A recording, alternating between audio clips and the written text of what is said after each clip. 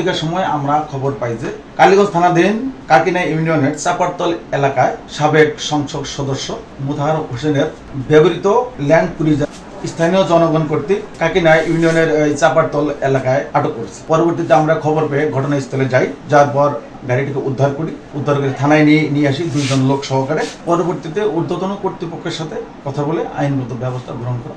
গাড়িটা হলো মোতাহার হোসেনের ছেলে মিশুক ভাই ফোন দিয়েছে যে আমাদের ওই গাড়িটা নিয়ে আসতে হবে ঢাকা, ফিটনেসের ডেট ফেল হচ্ছে। আমরা বড় খাতা দোলাপাড়া থেকে গাড়িটা নিয়ে ঢাকার উদ্দেশ্যে রওনা দিচ্ছি। গাড়ির ভিতরে কাঁচা মালটাল ছিল, এটা নিয়ে তারপরে এক দুই করে 2-4 জন বেশি হওয়ার পরে আবার জিজ্ঞেস করলো যে আপনার গাড়িতে অবৈধ মাল আছে, টাকা আছে। তেমন যে অবৈধ মাল যদি টাকা থেকে আপনারা চেক করবেন, চেক করে যদি পান অবশ্যই এটার ব্যবস্থা করবেন, কারণ আপনার কাছে মাল আছে। পরে ওনারা নিজে খুলে দেখছে, অনেক লোক দেখার পরে দেখছে যে মাল নেই। পরে পুলিশ প্রশাসনকে খবর দিছে, কালীগঞ্জ থানা যেয়ে আমাদেরকে ওখান থেকে উদ্ধার করে নিয়ে আসছে। এটা কোন দলের লোক তা আমি জানি না, কোনো দলের লোক কিনে আমি সেটা জানি না, আমি তাদেরকে চিনি না।